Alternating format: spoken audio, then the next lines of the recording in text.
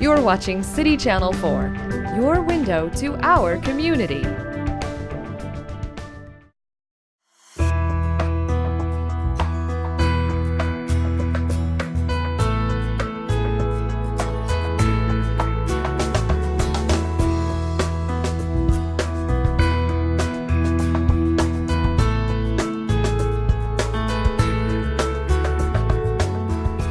Okay, so I'd like to call to order the Iowa City Council work session for May 16.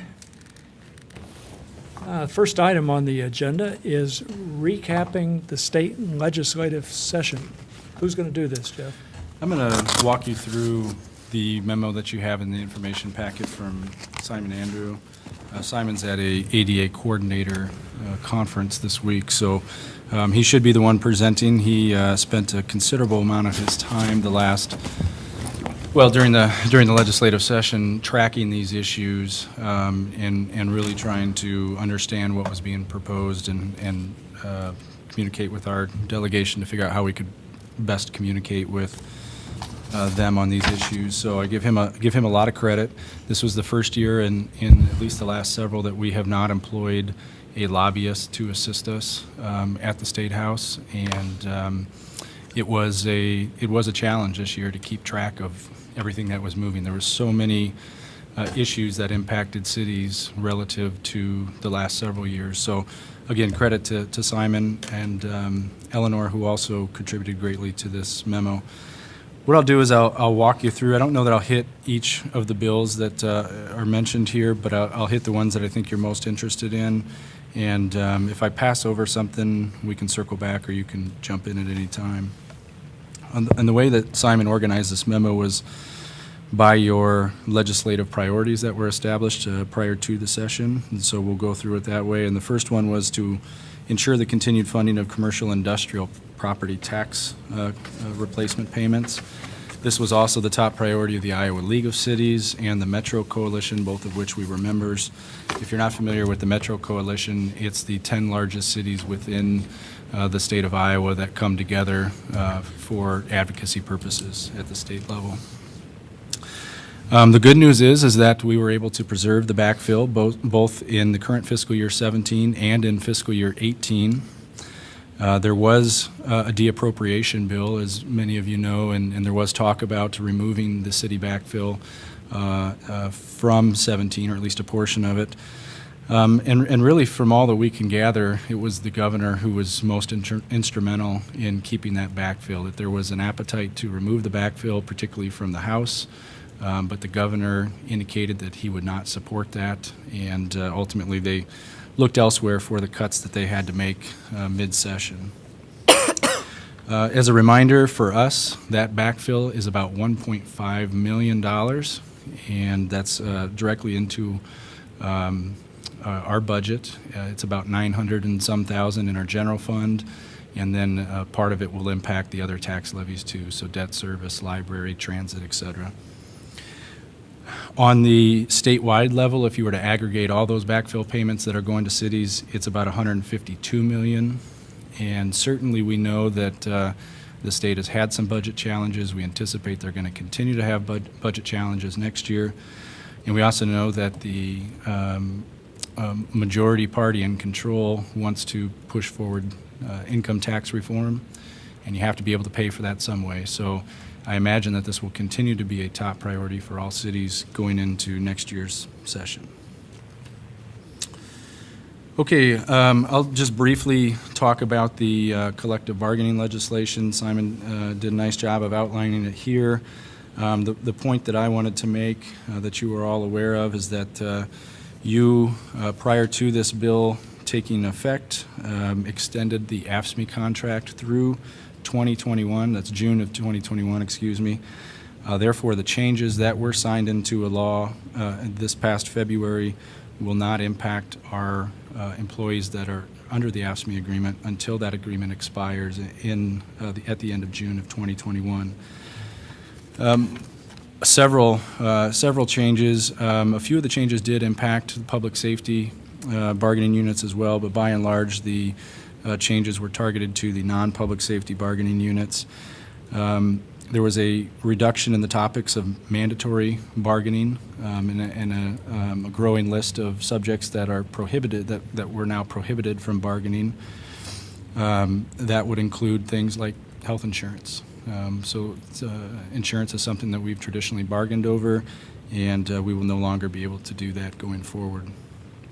Other changes include restricting an arbitrator's award for an increase in wages to the lesser of 3% or the increase in CPI, so that there's basically a cap that an arbitrator can look at when making a ruling on wages, and a number of other smaller changes that are detailed in the memo from Simon.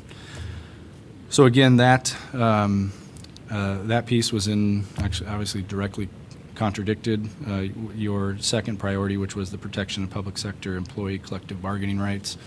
And you guys have had numerous conversations and made public statements about that law. The other two bills that Simon notes in this section would be changes to the workers' compensation laws and a change, basically a ban on allowing cities to use project labor agreements on projects. Something that we have not done in recent history, but that certainly other cities have, and we no longer have that ability to use project labor agreements. The third priority was the protection of home rule authority for local governments, and I'd say we struck out on this one as well, to put it lightly. And again, I know you're very familiar with this, but I'll go through it real quickly. House File 295 was the local preemption legislation, as it was commonly referred to, and it addressed, ultimately removed local authority on minimum wage and on plastic bag and other consumer packaging materials. So we no longer have the ability to pursue either a local minimum wage or to restrict the use of plastic bags and other consumer containers. I wanted to point out that by and large we were already in compliance with the county minimum wage that was passed, so what would have been 10.10 right now. Nearly all of our employees were already over that mark, but we did have a few positions that were just under that. We did move those up to be in compliant with the 10.10 minimum wage that was set by the county, and we have not and have no plans to roll back any of those wages. House File 134, again, another one you're familiar with, is the residential occupancy bill. And a few of us, including Eleanor with City Attorney's Office and Doug in Neighborhood and Development Services, will be traveling to Des Moines next week to meet with several other cities to just talk through how we're all going to, or ideas that we have on how to adapt to the loss of ability to regulate based on familial status. Our hope is that we can schedule a work session in June with you to talk through some of those options and get a sense on which options may be preferable to the City Council. The last item that was specified directly in your legislative priorities was the possession of marijuana penalties. This did get consideration, and it actually was recommended passage in the Senate by the Judiciary Subcommittee. However, it did not make it to the full committee, and therefore did not make it to the full Senate. So we have to start from scratch on that one again. I do think, sometimes these items take 3 or 4 sessions to really gain some momentum. So we were encouraged that at least the Judiciary Committee saw that through, and hopefully in the next legislative session we can make some more progress on that one. The next priority was the additional water and wastewater infrastructure funding, and as I think most of you know, there really wasn't significant progress on water quality issues. That was a priority for a number of people coming into the session. However, there was not agreement on how to fund for those improvements, and so we're largely left in the same position that we started this legislative session. I do continue to hear and certainly think that that'll be another topic that is given a high priority going into the next session. I think I'll skip over the next one, which is the support of the K through 12 and higher education institution funding. I think we all know that the university has had to deal with some significant cuts thanks to the de-appropriations actions that were taken and the budget that was set for next year. They're currently working through that. Likewise, the K through 12 schools are adapting to the 1.1% funding level that they received. So the last part of the memo on the bottom of page 5 is other legislation, other legislative issues of note, and there's a few things that I think deserve some probably council discussion here tonight. The first one being fireworks, and the fireworks legislation passed, and it establishes a licensing scheme for the sellers of fireworks.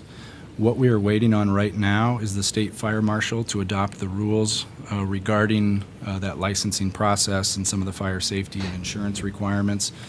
We anticipate that those will come out any day now because as of June 1st, you're supposed to be allowed to be selling fireworks. So we're waiting on those rules, and once we have those rules, we'll be able to look at how we interface with those and how those will work with our temporary use permits. So if you're not familiar, I think we can all picture fireworks sales going on in tents and parking lots. That's not a right that someone would have to come in and put up a tent in a parking lot. You have to get a temporary use permit from the city, and we evaluate any number of things when it comes to those temporary use permits. It could be the impact on parking, it could be the impact on traffic flow, vehicular sight lines from the roadways, those types of things. Once we get the state fire marshal rules, we'll be able to basically set up the conditions that we need to allow for those sales to take place within our city limits. And again, we do not have the ability to outright restrict those sales. We do have an existing ban on the use of fireworks within our city limits. That city code provision also bans the sale. So regardless of your discussion tonight, we need to go back in and clean up that ordinance. Staff's recommendation is that we continue to ban the use of fireworks within our city limits. And one of the challenges, if you concur with that recommendation, one of those challenges will be is how to really communicate with consumers. Because as a consumer, if I can go to whether it's a pop-up store or an existing store that sells fireworks, and I can buy them, I just believe, it's not, I don't really think I should check city code.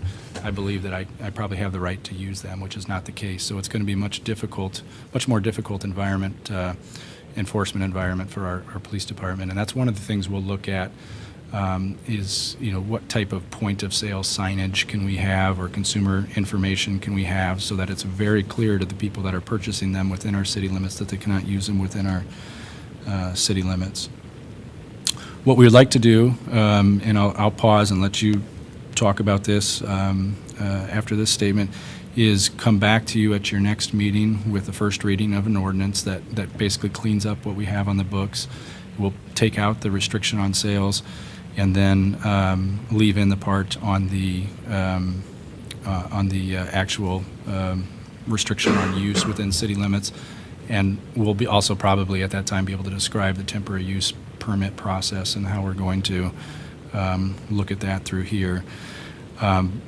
If that is okay with you, our police department and our fire department are preparing some statistics and data that would help reinforce our recommendation. We're not quite ready to present those tonight, but we would present those before you have to consider a vote on the issue. Yeah, I think that makes sense, and I think it's especially important to have that kind of backup data that comes from the police department and fire department. Okay. I see some head nods. Are everybody okay with that approach? Okay. You heard the rattling? Pardon? You heard the rattling? Yeah. Okay, House File 517, this is a bill that expanded some gun rights in a number of different ways. Yeah, the city has an existing resolution that prohibits firearms on city property. And this bill that's passed has a statement in there that if a city regulates the possession of firearms, and this is not verbatim, but from the memo, when such possession is otherwise lawful under state law, a person adversely affected may file suit for declaratory and injunctive relief and damages. So there's now this added ambiguity and this risk that the city faces with our current resolution. We've talked with legal and the police department about how we handle this going forward. What our recommendation is to you tonight is that we leave the current resolution in place. So there would continue to be a restriction on the possession of firearms. And if someone were to come in with a firearm, our first step would be to notify the police department and immediately have them come over and monitor the situation, not necessarily remove that person unless that person was being combative or threatening in some type of fashion. And that's the same way that we would approach someone that wasn't necessarily armed. If they were being threatening or combative in a way, we would basically trespass them from the property. It's something that we'd be happy to certainly talk about in more details, and you may want to talk directly with the police chief on this and get his sense. He's unable to be here tonight, but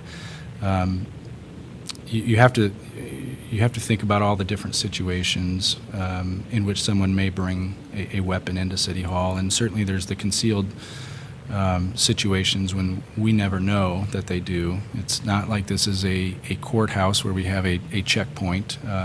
Frankly, there could be people that come into our building on a regular basis that are armed and that we have no idea about. So that particular person, that doesn't change. And then you have folks that could potentially come in and they have ill intent. And in those cases, I think what you'd hear from the police chief, and I think what most people would say, is that the restriction on firearms, a little sticker on the window, is not going to prevent somebody with ill intent to come in and do something in the City Hall chambers. So a change in our approach there probably doesn't impact that person as well.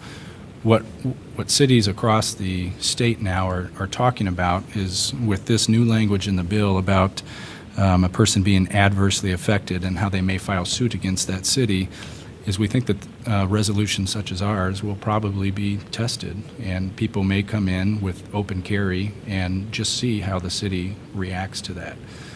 No ill intent, but strong proponents of gun rights and want to test, again, how we would handle that. And certainly if someone were to do that now, we have the ability by the resolution to cite them for trespass and to move them out. They could claim that they were adversely affected, and then we would sort that out in the court system likely. And that's where we got into the discussion about just ensuring that we had a police officer and making sure our staff was trained to know who to call, so that a police officer could immediately come through, whether it's in a meeting or council meeting or a commission meeting or just in their regular daily occurrence at City Hall or another city facility, and simply monitor that person. We hope that doesn't come to that, but we think that's a decent approach. We have, thanks to City Attorney's Office and Eleanor, started to communicate with other cities about what they have done in the past and what they might do in the future. It was interesting to learn that the first few cities that responded to an inquiry, the first 3 cities never took an action. So that was Bettendorf, Davenport, and Cedar Rapids. They do not restrict firearms from coming on city property. They never took that action years ago when the Iowa City Council did. So at least there are a number of larger cities in Iowa that haven't even taken the step that we did several years ago to ban those firearms. So I'll stop there and let you all discuss. And again, if it's something that you'd like to hear directly from have a conversation with the police chief, we'd be happy to set that up at the next work session or a subsequent work session. So I want to ask a question about the provision that permits persons who are adversely affected to file suit. Where's the burden of proof? Who bears the burden of proof about being adversely affected? Yeah, you asked that same question at the joint meeting.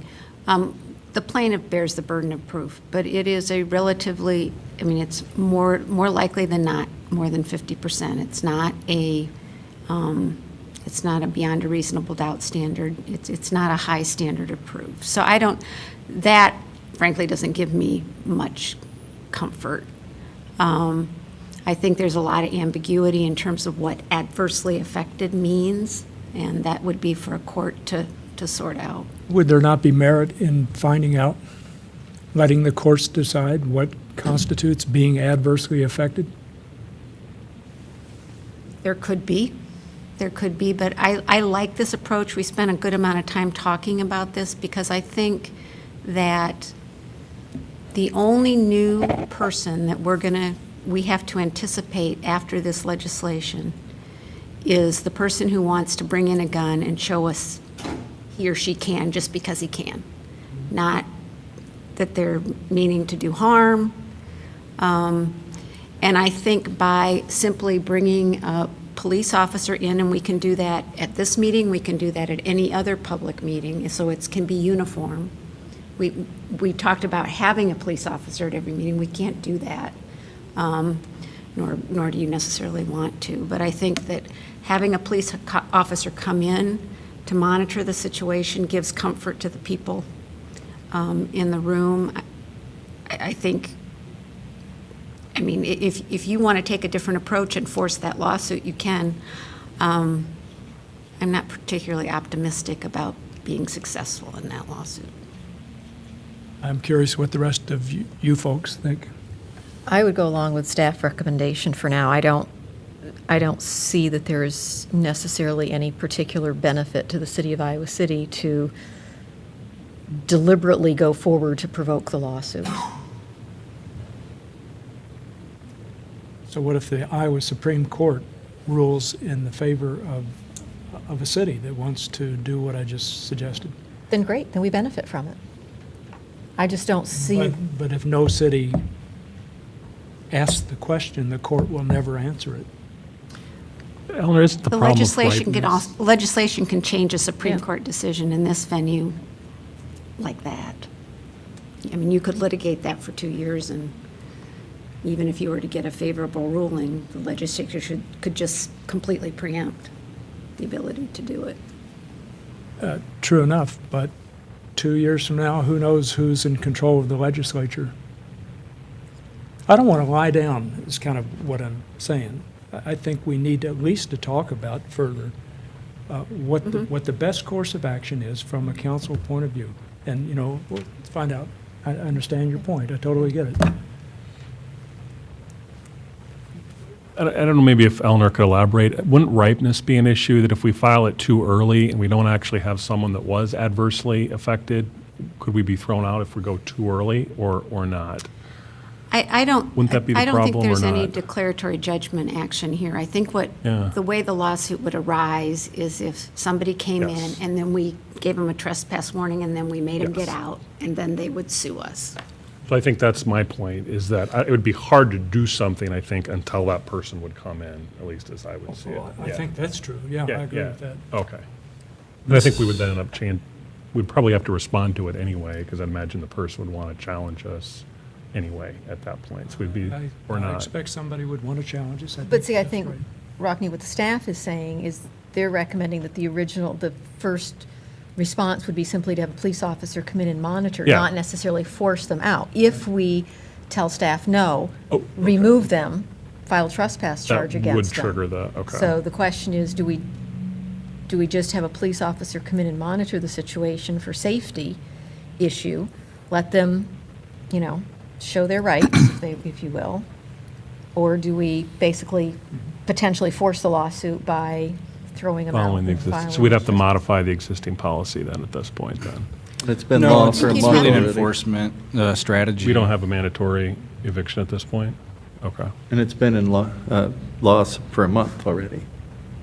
It was signed April 13th, so it's already been it's been out there for a month and nothing's happened. I guess I would just follow the staff's recommendation that if it does happen, then we act, and then we But bring wait a it minute, there. what are you saying, then We we act? Are you eject. saying, Well, the way we monitor it. okay. And then move from there. And if they want to push it, then we go to the lawsuit. But I don't think we need to preempt by doing a lawsuit now. I don't like it. No, I wasn't Yeah. suggesting. Yeah, I don't like it. was suggesting that Yeah. if someone comes in to our chambers with a weapon, or at least a discernible weapon, then what I'm suggesting is that we ask that person, have the police ask that person to leave, which is consistent with the situation that existed prior to the law, right? And then we be prepared to go to court. Now, is that the smartest thing to do? I don't know, but I'm inclined to think we should, but Our hope, I guess, when we were playing these scenarios out, and we thought about that individual that just wanted to test the rights, if you will, that if that person were to come down and sit through 3 or 4 hours of this meeting, They're not coming back. I wasn't going there, but and we just had a police officer standing a few feet away or in a different part of the room. I don't think there would be any argument that they were adversely impacted because they were still able to fully participate in the meeting, hear the proceedings of the meeting. And our hope would be that person that just wanted to test those rights might come to a couple of different meetings to test it, but then would say, okay, I don't think I'm adversely affected, and go away. And that it wouldn't be a perpetual issue that we'd have to deal with, or situation that we'd encounter. Well, Jeff, you just said that Cedar Rapids has no ban on firearms. So how have things been in Cedar Rapids? I'm not aware of any issues in Cedar Rapids, Bettendorf, or Davenport. And I would think they would be, if there was an issue, it would be very high profile, even if there was, no action. But so I think the communication that you received, Eleanor, was that they've had no issues. Yeah, I think they've known that people are caring, but there haven't been any issues in terms of harm or. Well, I know when we put the original ordinance in, we had that gentleman that came and lifted up his coat and said, this is where I usually would have my gun. And that was kind of a provocation that I remember Ross Wilborn asked for a police officer to have him removed at that time. I mean, he was, being a former military, that tripped his trigger, if you can say that. So I guess until somebody comes actually in here, and since it's already been in a month, I would think they would have come right away if they're going to try to do something, that we just go wait and see. Jeff mentioned talking to the chief about it. I think it wouldn't be a bad idea if he has time to just come to a meeting and just run it by us, what he thinks and what we think, what we're thinking.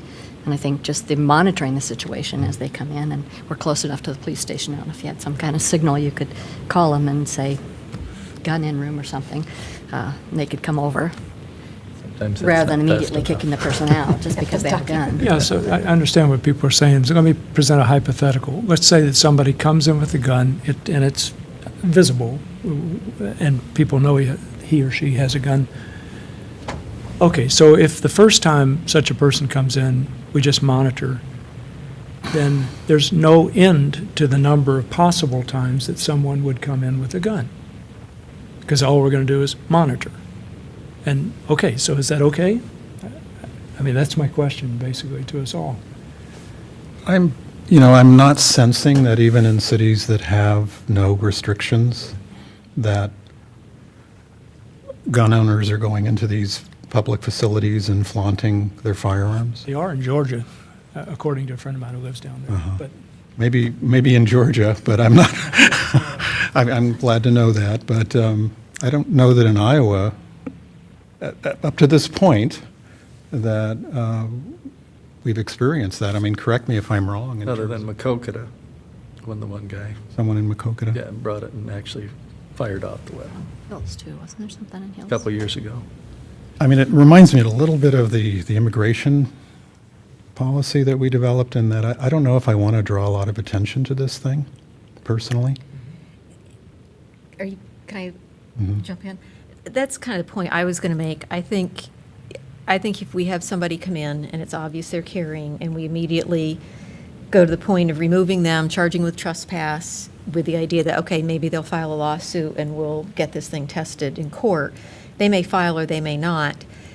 They may simply put the word out there what happened, and the next meeting, we may have 20 or 30 of them in here Exactly. displaying their weapons.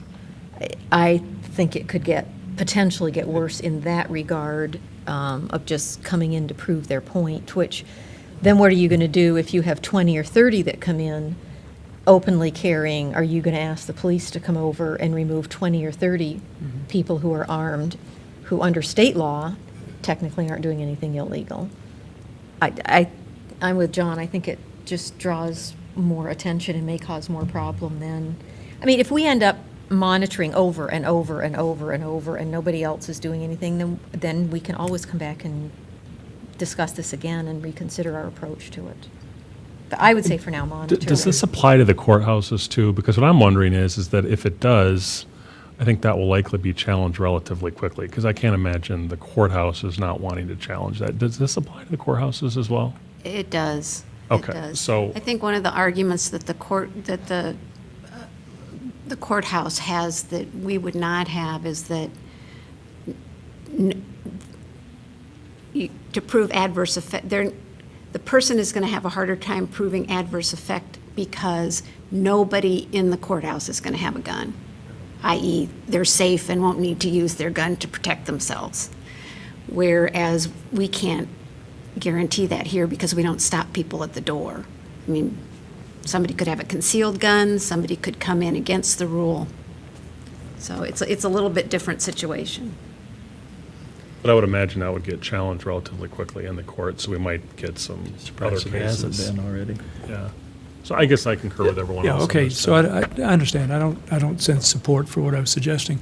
What I do think I sense support for, tell me if I'm wrong, is it would be good to hear from Chief Chief. Matherly, just to get a sense of how he thinks the department should handle that particular kind of situation.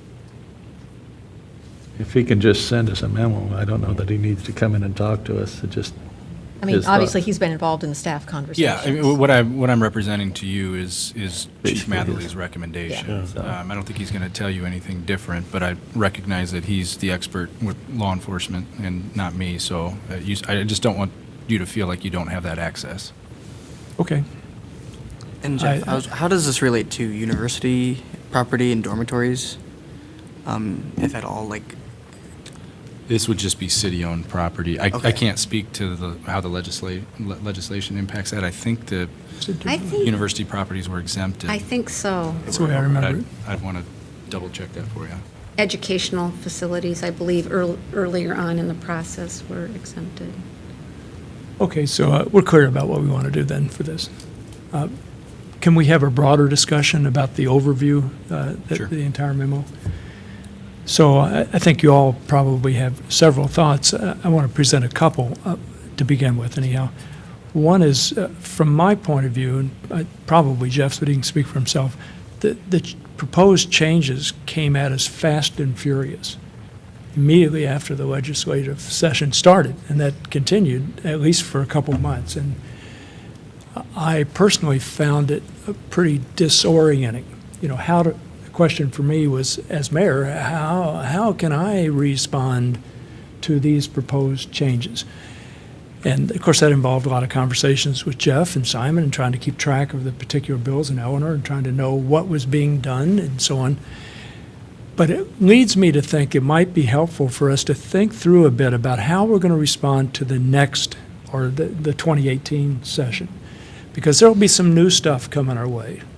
So one thing I think would be helpful is for us as staff and council to brainstorm about proposals adverse proposals that are most likely to be put forth. One that comes to my mind, and maybe I'm wrong, is pensions.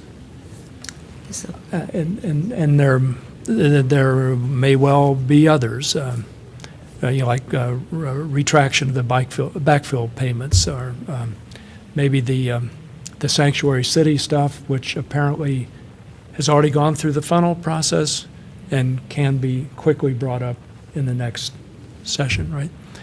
But maybe there are other things we should be prepared for as best we can, to have a clear sense of how we want to react and be able to react as quickly as possible. And of course, I don't mean any criticism of anybody on our staff. It was an unusual session and an unusual thing for us to be confronting.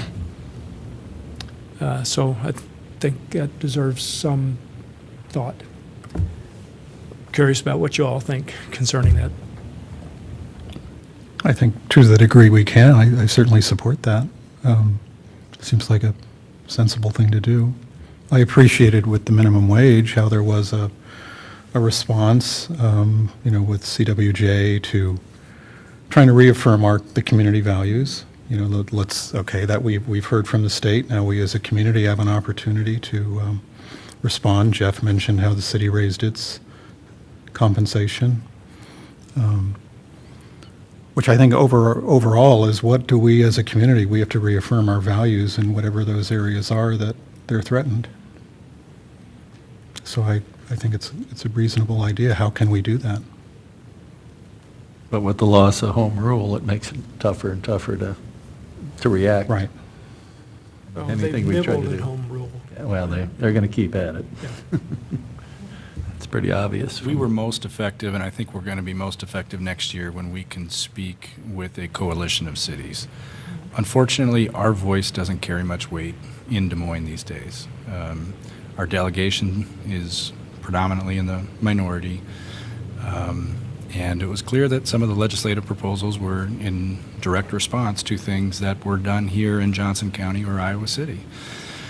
So I think we worked hard to try to funnel our comments through the League of Cities, through the Metro Coalition, because other cities could make those points in a more meaningful fashion than we could. One example I think that we were successful in is on the preemption bill. The initial preemption bill included some civil rights restrictions, and basically, if passed in that original form, we would have had to dial back our local human rights ordinance and some of the local protections that we have made historically over and above what the state's human rights provisions are. And that was one that, of course, we communicated to our delegation, but we raised awareness of that with other cities, and then really tried to work through the League and the Metro Coalition to not just oppose the bill as a whole, but negotiate with those legislators in control who are not part of our delegation to strip that piece out. I don't want to say that we were single-handedly responsible for removing that, but I think our voice was important and was funneled through the appropriate channels, and I think that's about the only way we're really going to be successful next year. I guess I disagree. Let's be very clear about, I think, where we are as a community. I think we'd all rather focus on local issues. Last time I checked, we were elected to represent just the city and not to concern ourselves with matters in Des Moines. I think that's the last thing in the world that I'd like to focus on. But let's be very clear about what they did. They gutted local home rule, and they damaged democracy, and they took away power from local residents to elect policy changes through their local elected leaders. And so I don't think that we can use the channels that we did in the past. I have no hope for. I think we need to be more proactive in two ways. One, I think to your point, Jim, I would like to invite our local elected state leaders within the next month or two so that they can give us a forecast based upon their experience. What are the one or two issues that they feel they need help on? And two, I would like to do a representative of our council to try to invite the governor directly to the city of Iowa City, or for us to travel, two leaders of our council to travel directly to Des Moines. And they may not want to meet with us. They may say, we have no time for you. That's fine. But I think we need to take a much more aggressive rhetorical posture, complaining about and articulating precisely what they've done. And I think in part what happened last legislative session is that I think rightly this council was focused on local issues. I mean, that's what we're supposed to do. And we did that through trying to do the plastic bag ban, through focusing on minimum wage, through racial justice and other equity issues.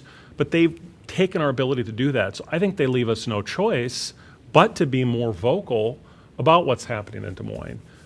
So those are the two things I would like to see, because I think League of Cities, they're effective, they're helpful with policy, but I think we need to be more proactive, and I think the city of Iowa City is in a unique situation to do that, because the approaches we've taken in the past, at least with the current elected leadership, I don't think have gotten us anywhere. I wish that approach would be successful, Rockne, I really do. But I think until we flip the House and or the Senate, or the governor's seat, when you look at the approach that they have and the minority that we are in, and the fact that you can talk to a number of people who, and Simon even said this. I mean, when he went down there, was talking to people, they were very open to listening to him until they found out where he was from. And then it was like, they didn't have any time for him. And so it literally almost is not going to matter what you say to certain people, because they have their mind made up on those issues. To me, it becomes more the political advocacy in terms of getting people to run for office, and people who will run, who will get elected, who are willing to actually, listen and compromise. It's getting that kind of a situation in place. I think we have to use the Iowa League of Cities and the Metro Coalition. If they can kind of carry the water for us on issues that are important to us, and people will listen to them where they won't listen to us, then I think we're really foolish not to use that as an avenue to try and get things done. Now, does that mean that we're quiet and don't talk about things? No, but I guess I'm not saying we shouldn't use them. I'm saying in addition to those advocacy channels, I think we need to do that. I agree with Susan's point about the politics of it. Mm-hmm. It's about good candidates and getting them elected. In the end, that's what it's really about. But a few months ago, Jeff, you and I talked about possibly trying to arrange a meeting with the lieutenant governor after she gets appointed governor. I'd still like to do that. So please reach out to her staff and see what we can arrange. And the conversation would help. I mean, I don't know that would help in the sense of changing legislation, but we'd be happy to certainly be more engaged with you in Des Moines itself. Simon made several trips down this year. We're typically down a handful of times during the legislative session, someone from our office. And then a lot of our staff, through their professional associations, are down lobbying on issues too. So the fire chief, police chief, parks director, they're all active as well through their associations. But absolutely, we could bring you all along, or a representative group of you. We can try to arrange meetings with not only our delegation, but people in key committee seats, or the governor, lieutenant governor. That's not abnormal. A lot of cities do that and take that type of active role. The cities that tend to be closest to Des Moines do more of that. But we're happy to do that. That's absolutely a strategy we could employ. What about the local elected leaders doing a meeting in the next month or two? Because we did one before the session.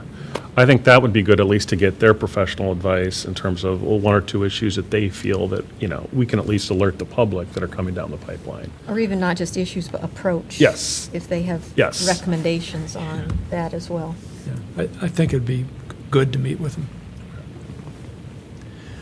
With regard to the Iowa League of Cities and the Metro Coalition, I think it's true, as Jeff said, that they have been very helpful, and if for certain issues, it's much better to go through them.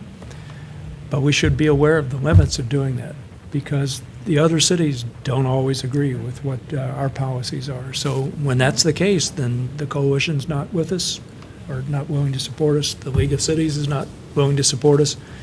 and that kind of thing. And that's just understandable. I'm not criticizing them, but there are limits to what we can expect from those two entities.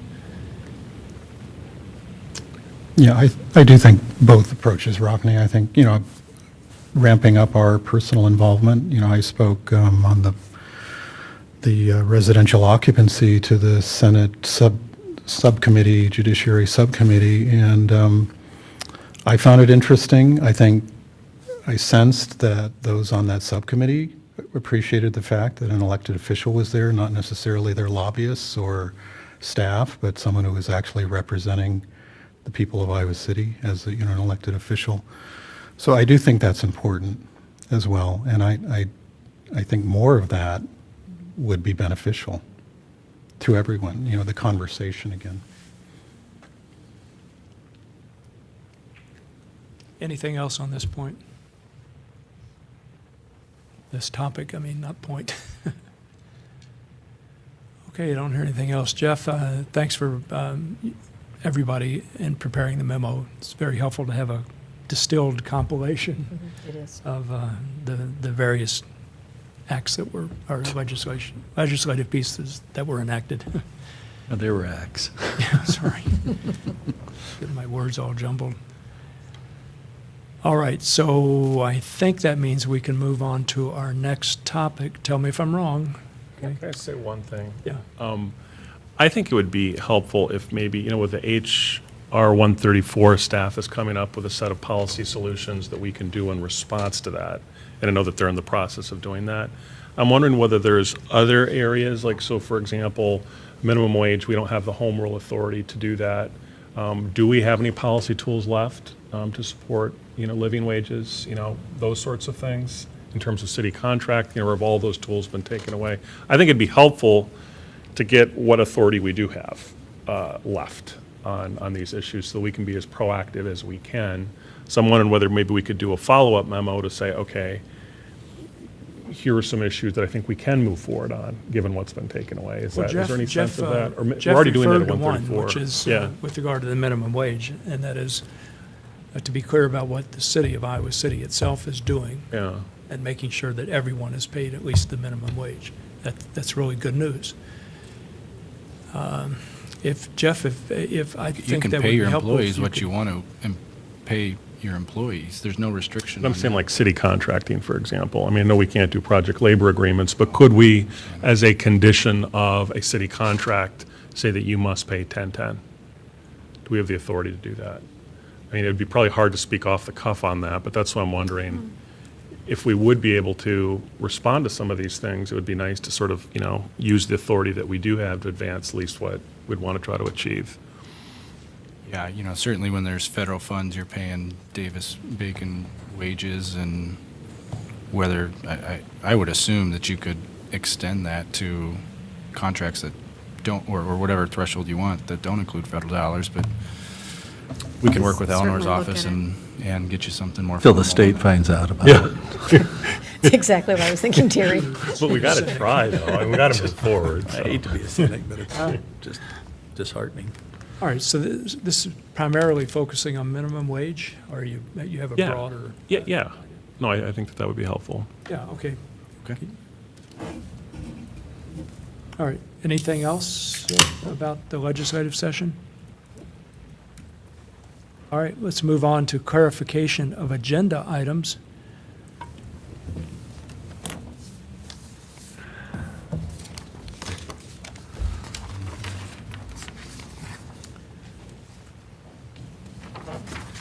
I guess I want to ask a few questions with regard to items 11 through 14, which are the workforce housing tax credits for 4 different projects. Together, those 4 requests would require the city to commit about $320,000 to, in total, to those projects. And then they would also bring in substantial support from the state. I don't know exactly how much, but some amount. So seeing, when I look at these 4 proposals together, I find, speaking for myself here, I find a need to ask some questions. I think we need to ask ourselves whether we should be financially supporting every workforce housing application that we receive. It seems like they've been ramped up, they're ramping up, right? And I think, Jeff, you and I had that conversation about a week ago. I think there was some state legislation that increased the cap or something for workforce housing tax credits. I'm not certain about that, but anyhow, I don't know what's causing the ramping up, but it definitely seems as though they're ramping up. Given that, it seems to me we need to have some criteria in mind when deciding whether, when we get a workforce housing tax credit application, whether we want to support it or not. And I'll point to one particular instance. I think it's item number 11. The application concerns a project that has not yet been rezoned and which will require a site plan. I feel very uncomfortable supporting a tax credit application before we've decided whether or not we want to rezone the property. It seems to me that's got things backwards. So I would assume on that, they're just trying to get in line for the yeah, money. I'm sure of that, but apparently getting in line doesn't really matter all that much because at some point they'll get the money if we support the application. They may not get it, in this fiscal year, may not even get it the next fiscal year, but they'll get the money. That's the way I understand it. Yeah, it certainly can delay their project based on when those funds may be available. And there's a lot of concern, at least right now, partly because of the desire for income tax reform, that tax credits may be completely overhauled next year, and the long-term viability of the tax credits are unknown. I think I'm kind of looked to Tracy here that we're almost through fiscal year 19's allocation, so this is happening all over. Only being in fiscal year 17 still right now. And with regards, we did have some internal staff discussions on that point, Mayor, on whether it's rezoned or not, and where we landed was that if we felt the comprehensive plan as it sits today supported that rezoning, then we would bring it before you. But absolutely, we're telling the developers that until you get the property rezoned, you're not getting the city dollars. So that's where we landed. I think there's merit in the other way around, but obviously the impact is that oftentimes, particularly as folks are getting in line for projects that may not start right away, they haven't gone through some of the site planning and design that's needed to initiate a rezoning application. They just don't have that level of detail for the rezoning yet. Okay, so my broader point is I think we need to have a set of criteria that can help us judge whether or not a particular application should be supported by the council. I don't think we should be in a position where we automatically support every application we receive. So if we're not going to be in that position, we need to have some criteria. Do you have some idea of what that criteria might look like? I mean, have you given some thought to that? Well, one that immediately comes to mind based on just looking at the applications is the rezoning point. Because I personally don't want to find myself in a situation where I'm approving a tax credit thing and then we go before the public and ask for their comment on a rezoning. And somebody says, well, you've already approved the tax credit for it. That doesn't feel right to me. I don't have a problem Beyond that, I don't really know what criteria would be appropriate. I'd like to have some recommendations from the staff. If you take my general point as being valid, that we're going to get more and more proposals, and we should not be in a position where we automatically approve every application that comes in. Here's the conundrum I find with this thing. Personally, I don't have a problem with approving the city money for the workforce housing tax credits before the rezoning so that they can get in line, given how far out this money is already committed. And I like the idea of what Jeff is saying, that staff is not even going to bring these to us if the rezoning wouldn't match up with the comprehensive plan, so it's reasonable. Now, if that rezoning comes forward and for some reason it gets turned down, I personally don't have a problem with that. To me, the vote on the money is simply so they can get in line. It's absolutely no guarantee that the rezoning will actually go through when it comes forward. That is a totally separate decision that has to be looked at.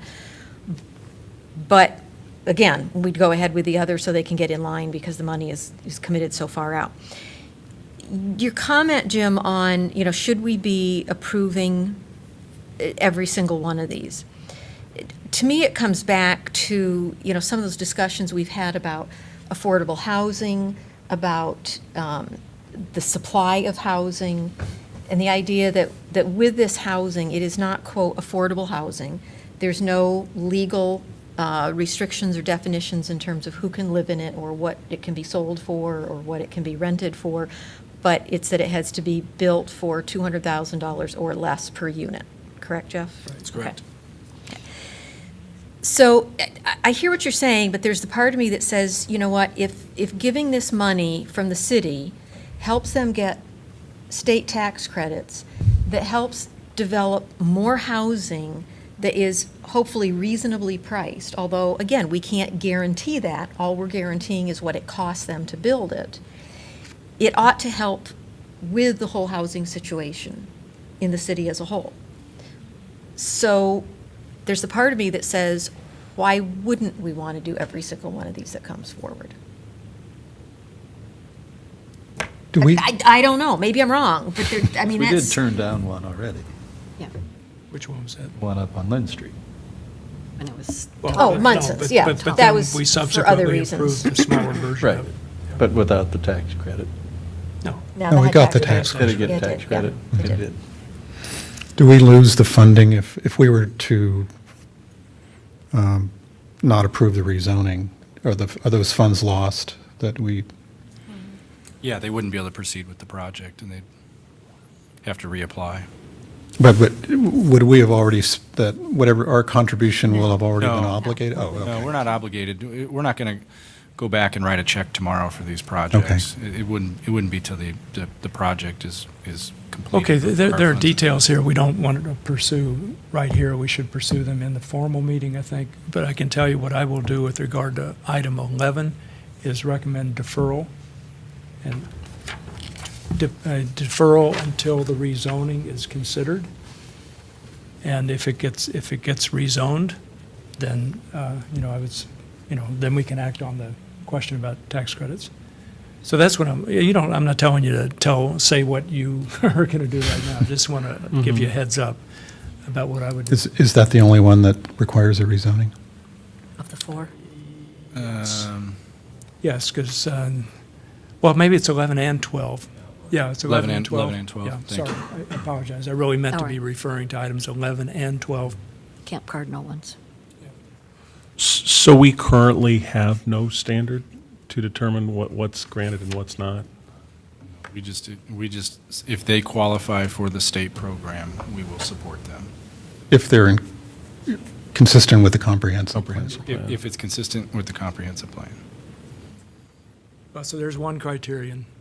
Yeah. The second would be, if it's, in my judgment, if it's rezoned, if a rezoning is required to do the project, that the rezoning actually take place before the house tax credit question is addressed. And maybe the site plan too. I'm less certain about that, but I guess my thought would be that, I'm going to sound like Kingsley, I agree and I disagree. So I'll use that, I need to license that. I agree with you in the sense that I think that we should do standards and have more clarification, both as to the developers and into the future, but I disagree in the sense that I think for those developers that have sort of come up through this point, I think in terms of managing expectations, that we should apply the existing standards. We can maybe articulate other reasons why we don't want to support it later tonight, but that's sort of my thought, is that maybe in the future we look at that, but at least as to the ones that have come through the pipeline up through this point, we should apply the existing criteria that staff has used, which apparently is no criteria in a comprehensive okay, plan, fair enough. is my thought. You can articulate that Yeah. during the formal Yep. meeting. And Grandfathered in, basically. Yeah, that's sort of my thought. Because there isn't We don't have a criteria. We should probably at some point. All right. Any other agenda items?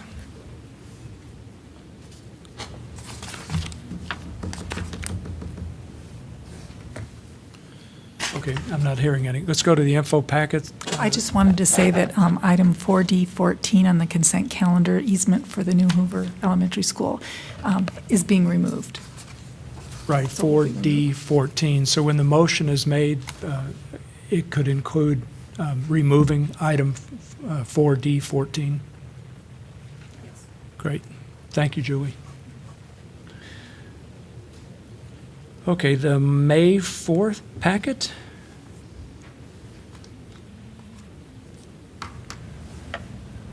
Exciting to see officially that Iowa City is going to host the 2018 Cities of Literature meeting. So congratulations Yeah, to everybody indeed. involved with that. I'm sure John Kenyon's excited as can be. He's very excited.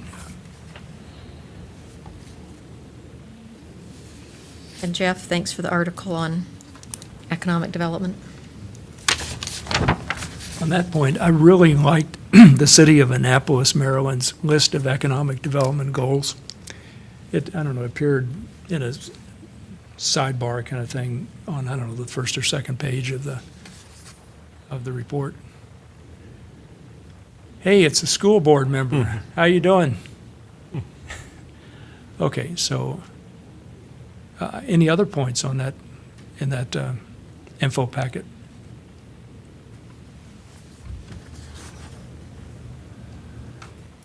I guess with regard to IP number 2, the listening post summary report for April the 27th, John, you and Pauline attended that. I wonder if you want to verbalize anything about how that listening post went? I mean, I read, we all read your report, but. Well, we had spoken on that at our last meeting, I think, but it, I think we both thought it went very well. Kind of one of the indicators of that might have been the fact that many of the people who were there for 2 hours. So maybe it was a slow night in the the neighborhood, but I thought it was a good conversation. And what I liked too was the sense that it wasn't simply a conversation of those who attended with Pauline and I. It was a conversation among everyone there in attendance. So it helped in that regard of just binding the community to itself in a way that I thought was useful. Traffic really, I think, stuck out. It's a big concern, right? Traffic speeds and activating the substation was another. That was a group of folks that originally, there were only 2 of them that knew each other, and the rest of the 10 hadn't never met, but they just, and there were some issues where John and I were a little concerned. We thought they were going to go at each other, but they were very civil and came to good conclusions, and so it went very well. Yeah, excellent, thanks. I'm wondering with the listening posts, have we ever done where we do a follow-up, say 6 months later? So, I mean, presumably the residents come to us with concerns. So I think it might be a good format or something for us to think about is that the 2 members that would, and listen to these concerns would come back 6 months later and maybe come up with 1 or 2 things that maybe there's an update on that they followed up on. What do people think about that in terms of a format? I mean, because our staff is usually so good about being responsive and addressing issues, but I think it'd be really good if the community that actually went to those could have a sense of that it sort of matters to come to these events. What do people think about that in terms of a there were some format? items, some topics that I did ask Jeff to follow up with the individuals who had had some questions about the fireworks. Okay. Immediately, it was with the traffic calming. I don't know where things are in the sort of the way these things are dealt with officially. It sounded like they had initiated contact with staff. But yeah, it was something, and I was concerned that, they clearly, this was an issue, and I didn't want to leave it at that meeting without the sense that there would be, initiatives and actions on the city's part to follow up on it. What's helpful for staff is when you're done with those, if you have specific issue, if someone brings up a specific issue, for you to be able to give us a name and contact information, and John was able to do that. I think Ashley talked with one of the residents there on a road concern. That helps us quite a bit. And then, if we can distinguish that from some of just the broader, more general topics that people aren't necessarily expecting follow-up on, that helps us. But we'd be happy to work with you on any follow-up, whether that's a return visit by you, or if you were to collect people's emails that attended, we could check back in. Our office could check back in 3 or 4 months or 6 months and say, hey, these issues were brought up.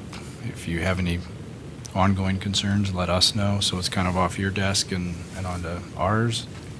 That might be a really good idea, is to take a sign-in sheet and ask people if they're willing to give like their name and address, and an email address and phone number if they want to. But then we could kind of get back to them in a much more efficient manner. I mean, if we're only doing one listening post a quarter, then to go back and visit the same people who may or may not show up even though it's at the same location, it might be a more efficient way, but effective way of following up like you're getting at, Rockne. That's a good idea. That's a good idea.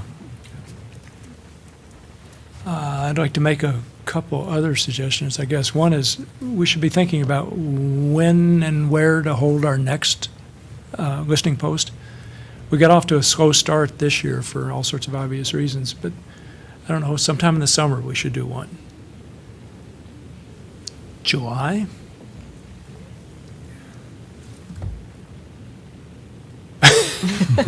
People are out of town. I mean, a lot of vacation all over, so. That's true. I don't know whether you start do one in September again or late August when people are back to school.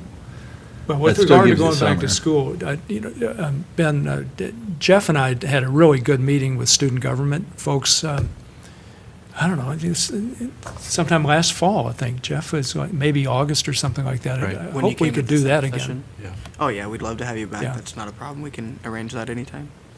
Yeah, so just be thinking about, I don't know, late August or early September, getting on your agenda. Certainly not a problem. I don't think it hurts to try and do one this summer, Yeah. and then another one in maybe early to mid-September after things have kind of settled back down once people start back to school.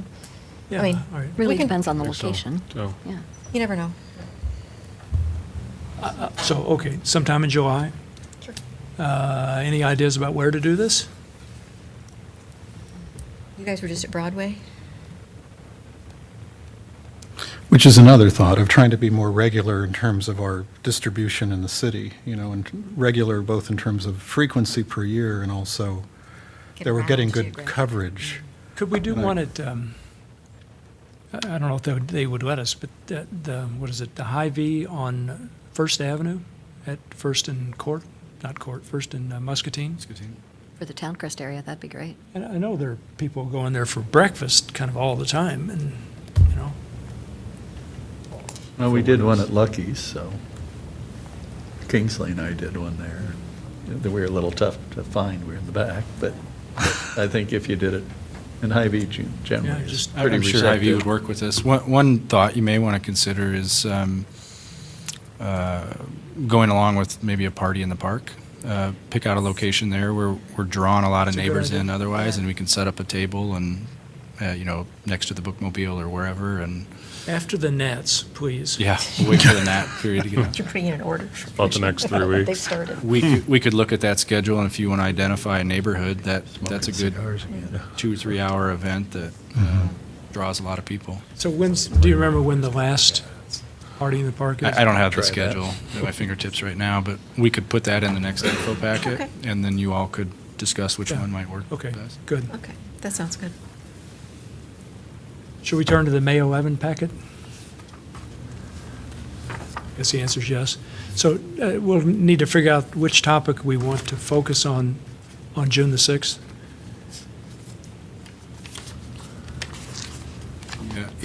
Yeah, we left it blank right now. I would like to hear some of your thoughts. Certainly, if we feel prepared enough to have the residential occupancy discussion with you, we could put that on, knowing that's your priority. I guess the question would be, if we're not quite prepared for that, what would what would be Plan B. next. Yeah, Plan B, thank you. This is sort of a big one, but what do people think about the code review of the Lusk Avenue project? Yeah, I think it seems to me it's a timing thing. I think Yeah. we really do need to look at that carefully. But I think the most pressing issue is the residential occupancy. And the same kind of, the same folks are involved, at least if I understand correctly, in terms of trying to figure out what to put together in terms of staff recommendations. Yeah, I'm kind of look at the planning staff over here, the Lusk Avenue, would we be prepared to have much of a discussion on the second? Not quite yet.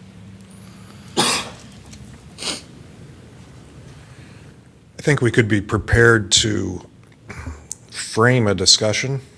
I don't think we would be prepared to provide any recommendations at this point on that topic.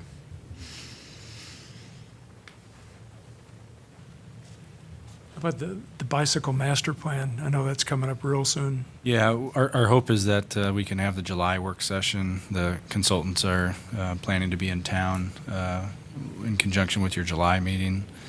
And I think my hope is, I'm not sure if this is going to line up, but if they're doing the bicycle master plan, would they do the Gilbert Street concept at that same meeting?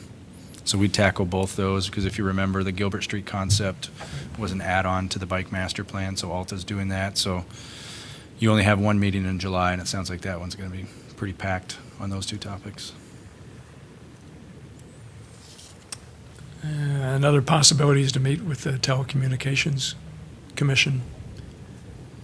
We could try, line up schedules. It's short notice for them, but we could put a call out to them.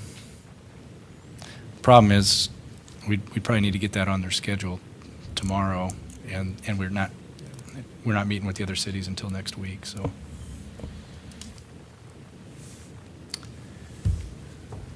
I think what we want to do is the neighborhood stabilization. okay, Sounds good to me. we'll work hard to get that done.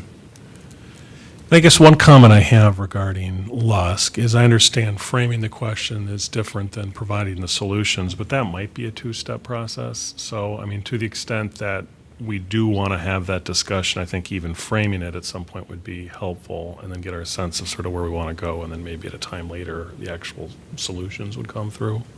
But I agree that the neighborhood stabilization should be the primary focus.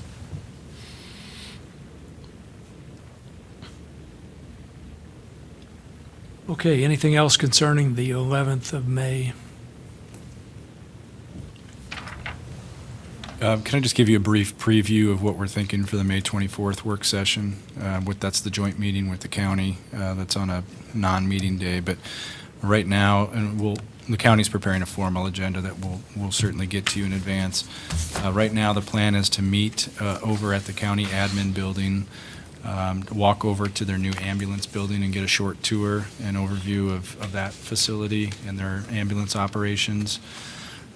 We then, because we're in that immediate area, talk about the plans for the redevelopment of the Riverfront Crossing Park, along with some of the development activity in the Riverfront Crossings area and the Clinton Street intersection and road diet project.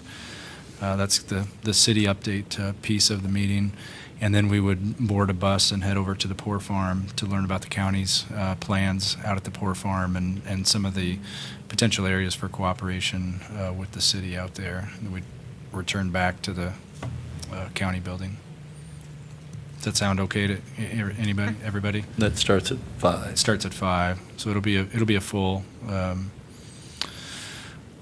meeting. If there's anything related to the county operations that you're really curious about, let me know, and we'll see if we can at least get someone to update the group on whatever project you may be interested in.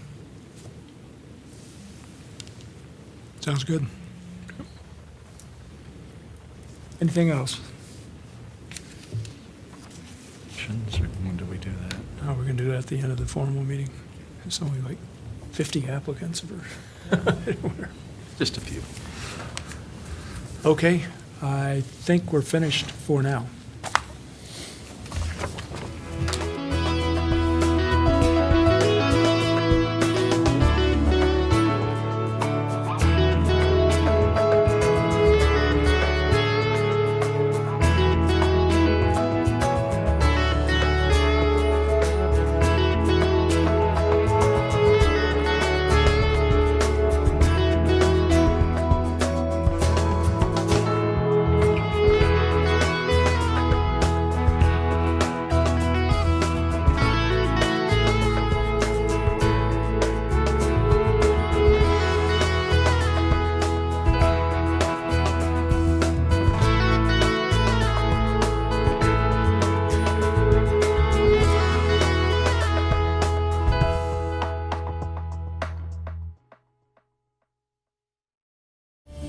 You're watching City Channel 4. On TV, online, on demand, on Facebook, and now on the go on your mobile device.